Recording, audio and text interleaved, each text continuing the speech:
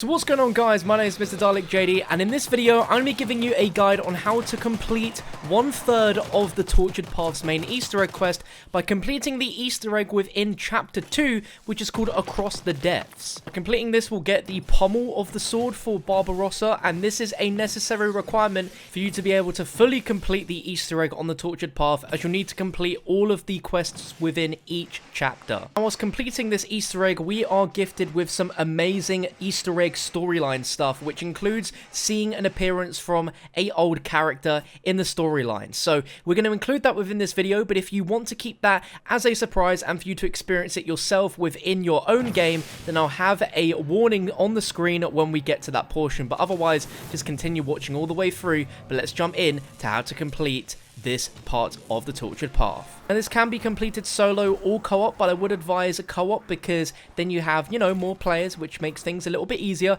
and definitely diverse your class loadouts. I was using Shell Shock, another player was using Shell Shock, and another was using Free Fire. Definitely very, very useful. First thing you want to be doing within any chapter of the Tortured Path is to be filling up the Pack-a-Punch soul box, which is going to be somewhere in the spawn. Once that's taken care of, you want to make your way down to this portion of the boat, and you want to melee this Uberschnell battery. It's going to start emitting this energy, and all players need to go towards it, and it's going to give you some very weird vision. Gives you a wider field of view, but also as the rounds progress, the zombies are going to be spawning in like as if the zombies were teleporting, and they will teleport in and out of reality and get closer and closer towards you. So just a warning that that is going to be something you're going to be dealing with throughout the rest of your time playing this map. Once you're in this vision mode, you'll want to go to the next round, as you can't progress until we get to the next round, and I advise saving a zombie at the end of round 2 so you can go and do this. But around the map now, in this vision,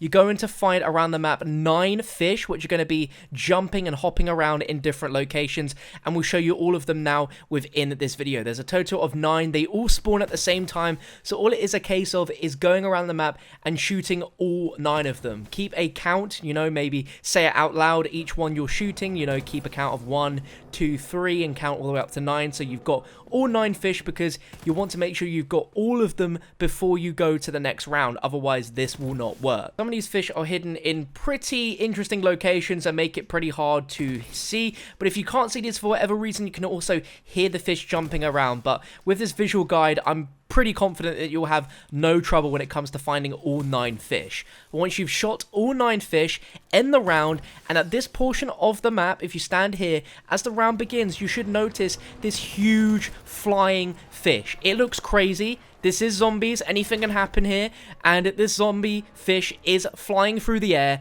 and is going to go and follow a route to a specific Uberschnell station. These are the sort of houses that contain the batteries, so if you had a battery, you'd place it in one of these. And that's essentially what we have to do. Around the map, there's going to be some wall buys which previously weren't there, and you're going to have to search around for these, as there's quite a few. There's about 3 or 4 within the spawn room, and there's also one near where the fish first spawned, and you're going to be looking for a Uberschnell wall buy, which costs 3,000 points, so make sure you've got enough points for this. But essentially, you want to try and save as many zombies as you can, because you only have 10 waves for this, and one player is going to purchase the Uberschnell, carry it all the way to where the fish is floating, and place that battery into the Uberschnell station. Once the battery is placed in the Uberschnell station, any zombies that are killed near it, they are going to die, and this is essentially a soul box, which takes about 15 to 20 zombie souls for it to complete. So make sure you have the battery in there before you kill zombies around it, otherwise it's not going to work. You're not going to be getting any souls, but you'll know you've completed it because you'll hear a completion noise, and more importantly, you'll see that big fish flying through the air towards a second Uberschnell location. Now, since this map is without a doubt the smallest and narrowest map out of the 3 chapters in the Tortured Path, this is why I recommend Shell Shock a lot when it comes to filling up the soul boxes here, because these are not easy by any means, especially when you have this vision mode as well. The way that these zombies spawn is so sporadic and so crazy. Next thing you know, these zombies could have disappeared and reappear right in front of you and corner you into a corner, essentially, quickly. So Shell Shock is great, as well as Free Fire, and you know, any consumables that you might want to use as well. Insta-kill would definitely help you out a lot when it comes to filling up these soul boxes really, really quickly. But also be wary as well that on rounds 3, 6, and 9, you're going to have objective rounds. So depending on what the objective is, you'll kind of want to go ahead and basically complete that as quickly as possible, because they all have a allotted amount of time for it to be completed, and if you don't complete them in that time, then you will fail the objective, you have failed the chapter, and you have to start again all the way from round 1. So I really advise you, as much as important as it is to fill up these soul boxes, you want to also make sure that you complete these objectives. But when you've completed an Uber Schnau, you'll want to follow the fish, as I think it needs a player nearby for it to actually move to its next location.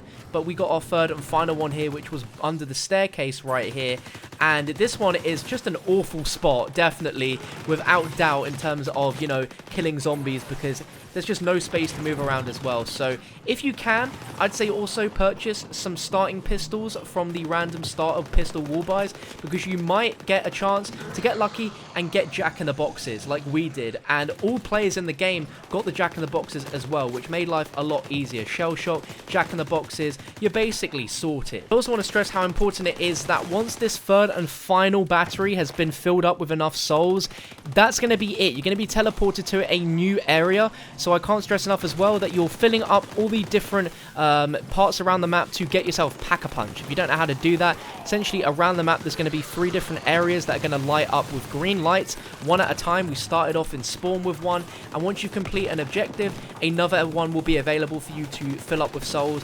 And once all 3 have been done, the Pack-a-Punch machine will be unlocked. The third and final one is literally right next to the Pack-a-Punch machine. Once you've filled that all up with souls, you'll be able to Pack-a-Punch. And again, I recommend highly that you use the 9mm SAP pistol upgraded, as it is just so damn strong against any sort of zombie you could ever think of within this map as well. For the Easter egg, it's incredibly useful.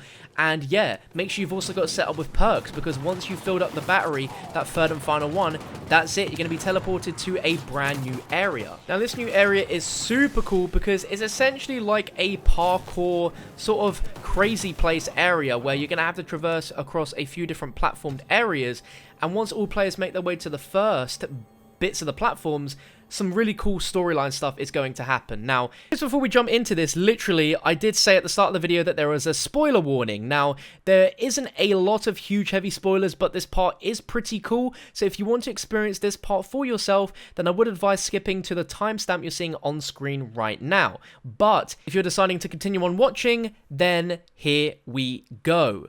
We have a little visitor, a little bit of a memory lane nostalgia trip here, as each platform is going to run us through the maps we've played through so far. So, of course, Dr. STRAUB isn't alive anymore, but we're getting flashbacks of his journey, his progress and advancement when it comes to creating this undead army. So we're first seeing him here in the Mittelberg state, where he's, you know, just starting out this creation of horrible zombies. And once he disappears, there's going to be a few zombies which you're going to have to take out. It might involve a small boss, as well as just a load of normal spawning zombies, and you'll have to keep taking them out until no more are spawning, and then there'll be a platform that will have spawned in front of you, which you'll be able to jump onto and get to the next area. And it's simply a rinse and repeat until you get to the third and final platform, which admittedly I failed a few times. If at any point you don't make the jumps on these platforms, you miss the platform, you don't jump in time,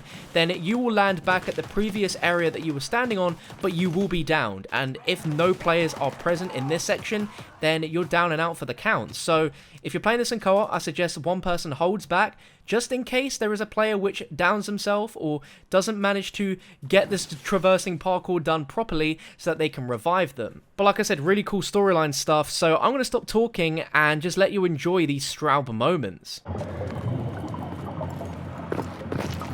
So, you survived the hell of Mittelberg. I'm impressed. None of my own soldiers made it out alive, and I ended up torching the entire place. It's a black mark on the map now, erased from history.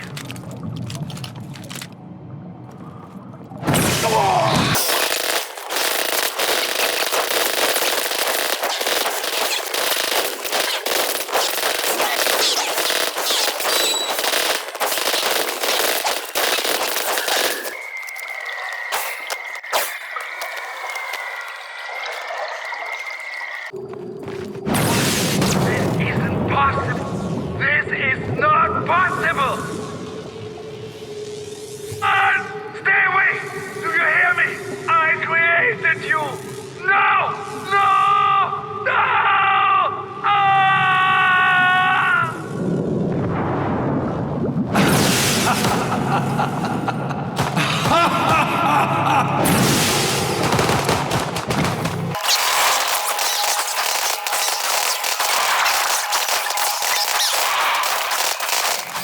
So a beautiful little trip down memory lane of Dr. STRAUB and his unfortunate demise in the Shadowed Throne right there.